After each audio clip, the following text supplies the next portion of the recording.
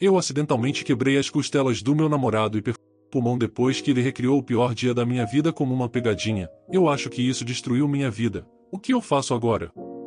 Há quase 6 anos, eu perdi meu parceiro repentinamente em um acidente enquanto ele estava em uma viagem de trabalho no exterior. Quando o perdi, não consigo descrever a dor, a angústia e o inferno emocional em que me encontrei.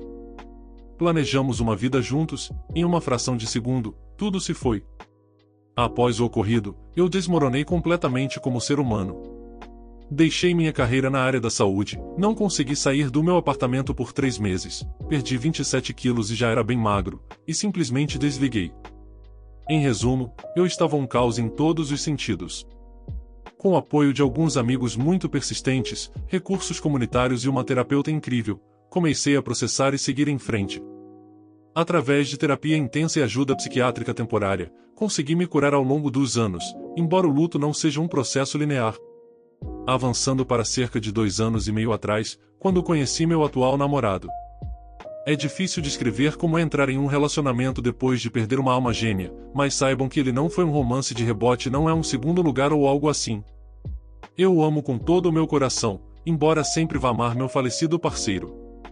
Meu namorado tem uma base de valores semelhantes, dinâmicas de relacionamento ideais, estilos de comunicação como meu falecido parceiro, mas tem uma personalidade completamente diferente, aparência, estilo de vida, etc. Amo por todas as suas diferenças tanto quanto suas semelhanças. Minha terapeuta e eu sabíamos que era importante para mim não namorar alguém que eu esperasse que substituísse meu falecido parceiro. Nós duas mantivemos um acompanhamento constante ao longo das principais etapas do meu relacionamento para garantir que eu estava seguindo isso. Neste ponto, honestamente, já imaginei como seria o resto da minha vida com ele, e ele disse o mesmo.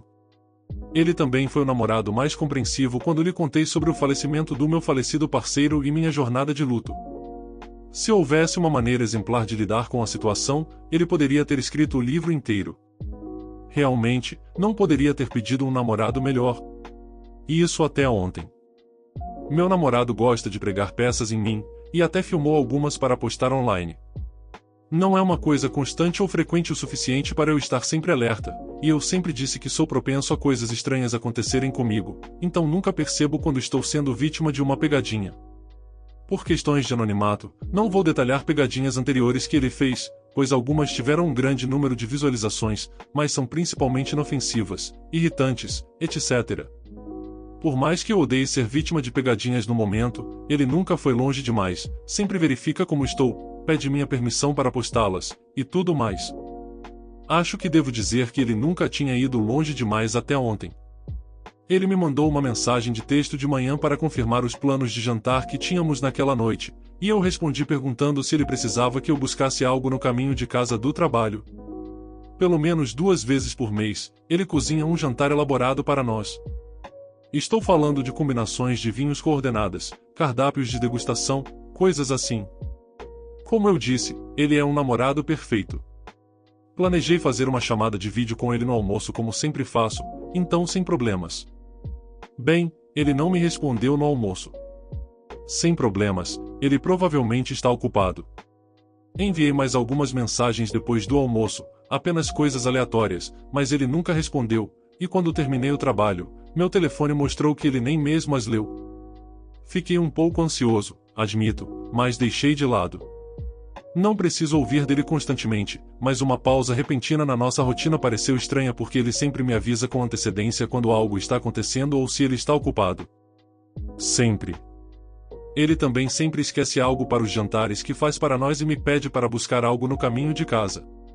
Sempre. Mas não hoje. Enfim, dirigi para o apartamento dele depois do trabalho e entrei com a chave que ele me deu. Esperava ouvir música, sentir cheiro de jantar, ou algo assim, mas estava completamente silencioso. Deixei minhas coisas no banco do hall e caminhei em direção à cozinha. Vi sacolas de supermercado na entrada da cozinha, o que achei estranho. Assim que entrei na cozinha, vi um copo de vinho quebrado na extremidade distante da ilha da cozinha com algumas gotas do que pensei ser vinho tinto até ver os pés dele para fora. Corri ao redor da ilha e ele estava deitado de lado, de costas para mim. Havia sangue por toda parte. Na borda da ilha, respingos na parede e uma grande poça de sangue ao redor da cabeça dele. Não fazia os sons que saíram de mim desde que recebi a ligação de que meu falecido parceiro havia falecido. Meu coração estava acelerado a ponto de doer no peito e na cabeça. Embora eu sentisse que estava em completo modo de pânico, fisicamente entrei em piloto automático. Voltei a trabalhar na área da saúde, então fico feliz que meus instintos tenham agido. Ele estava de lado, então virei de costas. Pelo que pude reunir, tentando fazer um inventário visual médico de seus ferimentos, parecia que ele estava apenas tirando da cabeça. Ele não respondeu à minha voz ou a um rápido esfregar external. Ele não se mexia, e quando encostei meu ouvido em sua boca, não ouvi ou senti respiração. Ele estava com sangue por todo o rosto, então não consegui dizer se seus lábios estavam azuis ou algo assim. Lembro-me de verificar o pulso e, honestamente, não senti embora, em retrospecto, não posso ter certeza se estava mentalmente estável o suficiente para discernir de qualquer forma. Então inclinei a cabeça dele para trás e coloquei minhas mãos sobre o peito dele para começar a ressuscitação cardiopulmonar enquanto gritava para a Siri do meu telefone ligar para o 192. Só consegui fazer 2 compressões fortes e rápidas quando ele milagrosamente voltou dos mortos gritando a plenos pulmões. Depois disso, não vou mentir, apaguei um pouco. Lembro-me de sentir tonturas, meu namorado me sacudindo, ele se desculpando, lembro dele cancelando a ligação e lembro de ter saído do apartamento dele coberto no que obviamente descobri ser sangue falso. Recebi uma ligação da polícia para confirmar basicamente que meu namorado tinha pregado uma peça e que ninguém precisava de ajuda. Caso contrário, me senti completamente catatônico de certa forma. Eu dissociava. Não é preciso dizer que, desde ontem à noite, tenho sido um completo caos, estou com raiva e devastado. A coisa toda não para de passar pela minha cabeça, e enquanto a parte lógica do meu cérebro sabe que ele pregou uma peça em mim e que ele está vivo, meu corpo não entendeu. Pior, isso trouxe à tona tudo relacionado ao meu falecido parceiro, e sinto que tenho que começar meu processo de luto por ele de novo. A raiva que sinto não é um tipo de raiva de vingança, mas um tipo de raiva exausta. A fúria é tão forte e intensa que levou toda a minha energia para não agir sobre ela. Acho que isso é bom. Meu namorado tentou me ligar mais de 40 vezes. Ele me enviou inúmeras mensagens. Ele até veio tentar falar comigo na mesma noite, mas, por sorte, embora ele tenha a chave, eu tenho uma corrente de segurança na porta, então ele não conseguiu entrar. Basicamente, ele gritou um pedido de desculpas pela fresta e implorou para eu falar com ele. Meu vizinho o afastou depois de um tempo. Meus amigos também me mandaram mensagens para perguntar se eu estava segura, dizendo que ele os contatou e contou tudo. Eu só respondi a uma das minhas amigas. Tenho uma consulta de terapia amanhã, mas eu só preciso coletar opiniões agora. A irmã do meu namorado me ligou esta manhã aos prantos pedindo desculpas em nome do irmão e me disse o quanto ele está arrependido. Ela disse que, se ele tivesse contado sobre a brincadeira antes, ela teria repreendido ele por sequer pensar na ideia. Os pais dele também ficaram horrorizados e disseram que estão aqui para me apoiar da maneira que eu precisar. Sua irmã me contou que ele foi à casa dela depois que eu não o deixei entrar no meu apartamento e que ele estava tendo um ataque de ansiedade grave, com dor no peito, batimentos cardíacos acelerados e dificuldade para respirar. Foi tão sério que ela o levou ao pronto-socorro, onde descobriram que eu tinha fraturado algumas costelas dele enquanto tentava fazer o que eu pensava ser um procedimento de emergência vital, e no processo também perfurei um pulmão dele. Há tantas emoções passando pela minha cabeça agora. Estou tão irritada com o mundo por, mais uma vez, arrancar de mim um homem que eu amo, porque, embora ele esteja vivo, eu não acho que conseguirei superar isso. Ao mesmo tempo, ainda o amo e me importo com ele. É como se tudo o que eu quisesse fosse correr para o hospital para estar ao lado dele, enquanto ao mesmo tempo sinto que a visão dele me deixaria doente. Ele me enoja de todas as formas, mas a ideia de ficar sem ele me destrói de maneiras que não consigo explicar. O que eu faço? Há alguma maneira possível de eu me curar disso? Devo sequer considerar tentar consertar as coisas com ele?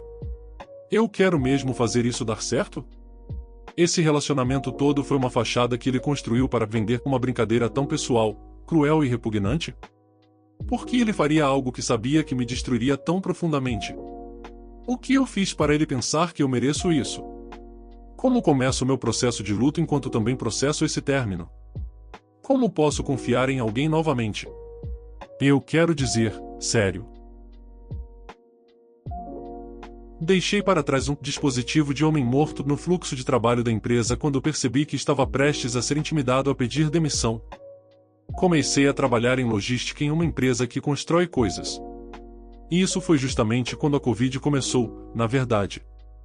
Quando comecei, éramos 5 pessoas na equipe, mas um dos rapazes pediu demissão pouco depois. Isso é importante porque foi um ótimo insight sobre como meu departamento opera quando não precisa ou quer alguém por perto. Eles não vão te demitir diretamente, pois aí teriam que pagar uma indenização. Em vez disso, eles te intimidam até você pedir demissão.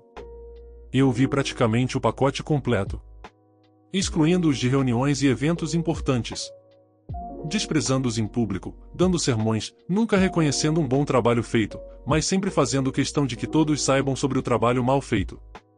Sobrecarregando alguém com trabalho e depois repreendendo quando inevitavelmente não conseguem acompanhar. Era francamente infantil às vezes. Não percebi na época, mas foi uma lição muito valiosa para depois. Fui encarregado de gerenciar nossos fornecedores no exterior, entre outras coisas. Cerca de metade do nosso material vinha de fora, a maior parte da China. Embora pareça uma grande tarefa para alguém novo, não foi feito por maldade. Genuinamente, todos acreditavam que conseguiríamos alguém na China para os suprimentos chineses, e eu ficaria com os poucos outros. Parecia justo. Mas nunca conseguimos aquele cara para a China. E eu fiquei com todos os fornecedores no exterior. Outra coisa importante é que, justamente nesse projeto, a empresa decidiu mudar o fluxo de trabalho para fornecedores no exterior. Isso porque, devido à Covid, o preço dos contêineres de transporte disparou. Para explicar da forma mais simples possível. Anteriormente, os fornecedores eram responsáveis por encher nossos contêineres e levá-los ao porto, nós éramos responsáveis por buscá-los no porto e trazê-los para nós. No entanto, devido a demandas e muitas outras coisas, às vezes precisávamos apenas de 2 ou 3 paletes de peças, onde uma dúzia ou mais poderia caber dentro de um container. Então, estávamos transportando muito ar. O novo fluxo de trabalho faria com que os fornecedores levassem as peças a um armazém externo, a um nos Estados Unidos, um na China, depois carregaríamos em contêineres para enchê-los o máximo possível, e então os levaríamos ao porto e à nossa fábrica. Dessa forma, precisaríamos alugar muito menos contêineres. Isso complicou as coisas porque apagou o contato direto de nós com os fornecedores. E não havia um método oficial de como manteríamos contato com os fornecedores, dizer-lhes quantas peças precisamos, como embalá-las, se houve alguma alteração solicitada, etc. Durante esse tempo, fiquei praticamente sozinho para lidar com isso e criei um sistema com o Excel. Era principalmente manual, bastante simples, mas funcionava bem. Funcionava tão bem que um dos executivos até conversou comigo sobre isso por um tempo, já que ele queria torná-lo um padrão em projetos futuros. E também, isso é muito importante, eu era a única pessoa que realmente conhecia todos os nossos fornecedores no exterior e seus contatos. Alguns de vocês já devem imaginar para onde essa história está indo.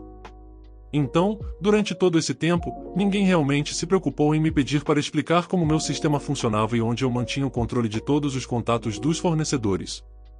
Todos esses dados estavam escondidos, tipo na página 800 de algum arquivo Excel que eu tinha salvo em uma pasta intitulada Fotos de Peças, que de outra forma estava cheia de fotos de peças. Agora, avançando, conforme a Covid começou a diminuir, o departamento por algum motivo decidiu que não precisavam mais de mim. Tenho teorias, mas nada certo, então vou deixar assim.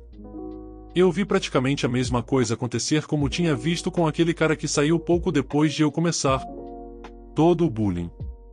No começo, pensei comigo mesmo que se eu aguentasse e continuasse fazendo um bom trabalho, e acredito que fiz um bom trabalho, eles eventualmente se acalmariam. Mas não se acalmaram. Depois de 2 meses disso, eu disse que cansei e decidi apenas aguentar até o bônus de Natal que recebemos todo ano, e então entregar meu aviso. E também, eu apenas adiei ensinar alguém como meu sistema funcionava até eu sair. E foi basicamente assim que aconteceu. Off-topic, para meu próprio futuro emprego, eu realmente tive sorte. Um dos fornecedores locais que eu estava gerenciando tinha um cara muito tranquilo como diretor administrativo. Liguei para ele, expliquei que estava prestes a ficar desempregado, perguntei se precisavam de pessoal. Ele então me chamou para uma entrevista, conversamos sobre anime por 1 hora enquanto sua funcionária de RH parecia confusa sobre o que era um Ataque dos Titãs, e ele me disse que eu poderia começar assim que terminasse com meu, então, trabalho atual. Voltando ao assunto, um mês trabalhando no meu novo emprego, recebi uma ligação do meu antigo trabalho. O gerente do departamento. Para o crédito dele, ele sempre foi um cara razoável. Ele me disse claramente que não faziam ideia por onde começar com os fornecedores chineses. Ele então me ofereceu meu antigo emprego de volta com um aumento de salário muito respeitável. Expliquei que já tinha um novo emprego. 2 dias depois, recebi outra ligação onde o mesmo gerente me ofereceu várias vezes meu salário mensal apenas para ir lá por uma semana e instruir minha antiga equipe em como meu processo funcionava, apresentá-los a todos os contatos, etc. Eu disse que recusei por causa da maneira como tinha sido tratado por eles quando trabalhava lá. Ele disse que entendia e me desejou sorte no meu novo emprego e desligou. A razão pela qual estou escrevendo esta história agora, esta semana entrei em contato aleatoriamente com algumas pessoas do departamento de transporte do meu antigo trabalho. Eles mencionaram que, nos agora 10 meses desde que saí, o departamento de logística acumulou perdas de 8 dígitos devido a entregas erradas, excesso e falta de entregas, peças desatualizadas, alguns fornecedores cancelando seus contratos e novos fornecedores precisando ser encontrados, etc. E toda a culpa disso caiu sobre minha antiga equipe. Meu novo emprego está bom. Não é o melhor trabalho, mas eu viajo bastante e recebo bons bônus por isso. Meu chefe não está por perto muito tempo desde que se casou. Às vezes me arrependo de não ter aceitado aquela oferta de uma semana como instrutor. Dê sua opinião sobre os relatos nos comentários. O que você faria de diferente nessas situações? O vídeo foi feito com MT Carinho, então dê um like e se inscreva aí. Obrigado.